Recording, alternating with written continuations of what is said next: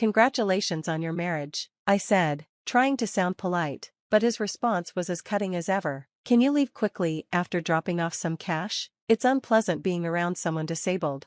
I'm a working professional who has been married for a few years. Shortly after my wedding, I was in a car accident that left me unable to use my legs. Ever since, I've relied on a wheelchair to get around, though I attend rehabilitation sessions every week in hopes of recovery.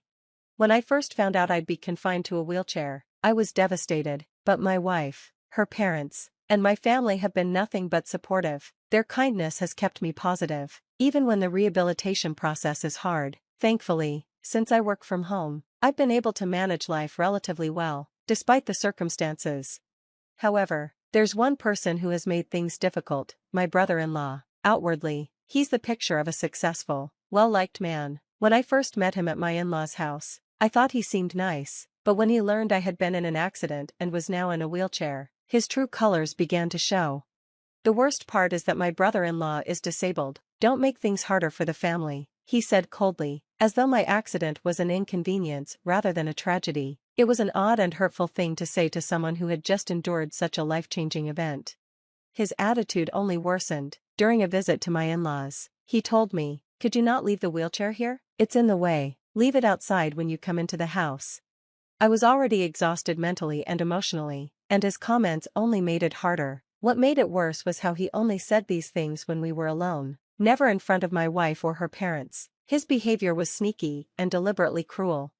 Despite how much his comments bothered me, I tried to brush them off, thinking maybe he was just struggling with how my disability might affect the family. But his sarcasm and dismissive attitude never stopped, each encounter more draining than the last. Then, he decided to get married, as if life for him would just carry on perfectly. His bride was the daughter of the president of the company where my brother-in-law worked. He had impressed the president enough that the man asked him to marry his daughter. We gave our blessing to the marriage, not because of her status, but because it was his choice. As the wedding preparations progressed, we eventually received the invitation. I marked attending and sent it back, knowing how excited everyone was for this big event. The wedding was held at a famous hotel, and it was an extravagant affair, as expected for the daughter of a company president. The guest list was long, and it was clear a great deal of money had been spent to make it a grand occasion. When we arrived, my wife needed to use the restroom, so I waited in the corner of the ceremony hall, taking in the splendor of the decorations and the bustle of the guests. Suddenly, I heard a familiar voice behind me, my brother-in-law's. "The worst thing you can do is marry an ugly woman," he said, laughing with his friends, "but I'm putting up with it because she's the boss's daughter. Marrying into a rich family? I'm going to be living the high life. I can handle an unattractive wife if it means living happily ever after." I stood there, stunned, listening as my brother-in-law and his friends gossiped about the bride. The cruelty in his words was shocking, and I felt a mix of anger and disbelief. Here he was, talking so casually about the woman he was about to marry, reducing her worth to her looks and her family's wealth. After a while, my brother-in-law left to rejoin the festivities. I returned to my wife, who was glowing with happiness for her brother. I debated telling her what I had overheard but decided against it. She was too thrilled about the wedding, and I couldn't bring myself to shatter her joy, so I remained silent, keeping the cruel words to myself as we headed to the groom's waiting room, where my brother-in-law and the rest of the family were already gathered. When I arrived, I greeted him warmly. "Congratulations on your marriage." "Thank you for coming," he replied with a smile, so polite and charming that it was hard to believe he was the same person I'd overheard gossiping about his bride earlier. "I'd like to speak with him alone," my brother-in-law suddenly said, turning to the others. "You two can go to the waiting room and relax." He led me down an empty hallway, his demeanor shifting the moment we were alone. Once he was sure no one was around, his expression turned cold. "What are you doing here?" he sneered. "Having a handicapped person in my family is disgraceful." His voice was as venomous as when he had spoken about the bride. "Just go home after you've paid your share for the celebration. The bride's family doesn't need a disabled person here, it's inconvenient for them." I was stunned. I had come to congratulate him on his wedding, yet here I was, being insulted and dismissed. His words filled me with anger, but I also couldn't shake the feeling that he might be right. Was my presence, in a wheelchair, truly an inconvenience for everyone? Feeling humiliated, I decided to leave, just as he suggested. "I'll make an excuse to my sister," I said quietly. My brother-in-law chuckled mockingly as I walked away, his laughter echoing in the empty hall. As I made my way home, my phone rang. It was my wife, her voice filled with panic. "Where are you? I realized you were gone and I got worried." I hesitated but replied, "I'm heading home. I didn't want to cause any trouble." "Who said that to you?" she asked, her voice rising with concern. "Nobody said anything like that, and if anyone does, I'll be the first to stand up for you." Her words brought me so much comfort. She was furious, as if she had been insulted herself. Buoyed by her support, I turned around and headed back to the wedding. When I returned, my wife rushed up to me, relief and love written all over her face. My in-laws were relieved when they saw me return, but my brother-in-law wasn't happy at all. "Why did you come back? I told you disabled people are a burden," he shouted angrily. "People in wheelchairs are garbage. Get out."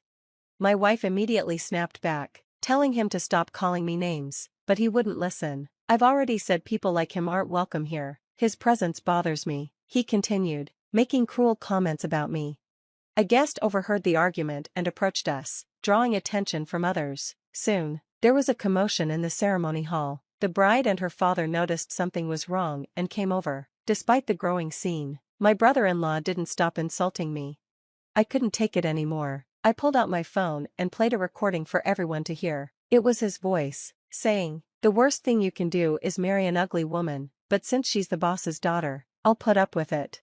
My brother-in-law turned pale, clearly agitated. "This recording is fake," he stammered, trying to make excuses, but I ignored him and kept playing the audio. The recording continued with him saying, "I'm going to be rich, I can live the high life, even if I have to marry someone unattractive." His face turned bright red as the guests murmured in shock. The audio had captured his conversation with his friends before the ceremony, where they talked without realizing they were being recorded. Realizing he was caught, my brother-in-law tried to lunge at me, but someone else stepped in first, the father of the bride. The bride's father stood in front of my brother-in-law, silently pressuring him to stop. My brother-in-law, desperate, tried to explain, "Mr. President, I'm sorry, but there's more to this. This disabled person is trying to set me up." But the bride's father remained calm and quietly said, "The bride's late mother was born with a disability." The room went silent. My brother-in-law had no more excuses. She had spent her entire life in a wheelchair. The bride's father explained that he wanted to start a business where people with physical disabilities, like his wife, could work comfortably. He made it clear that someone with my brother-in-law's mindset wasn't welcome in his company.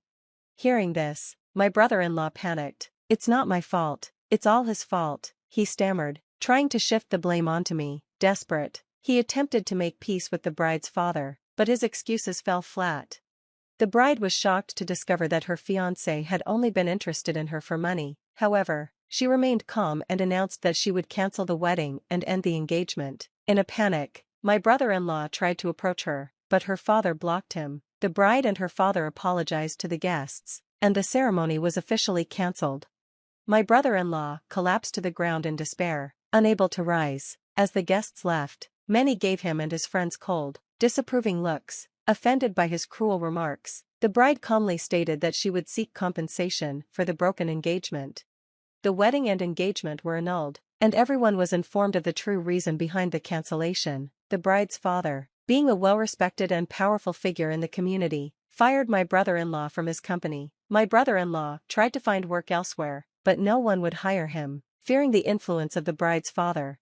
He even reached out to friends for help, but they all distanced themselves from him. With no other options, my brother-in-law eventually left town, working tirelessly to pay off the wedding expenses and compensation in a faraway place. Tragically, he was involved in a car accident that left him disabled, a bitter irony, given how he had mocked people with disabilities.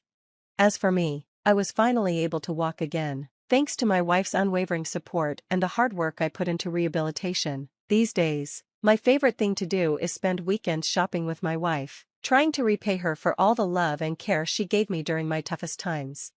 Thank you for reading my story.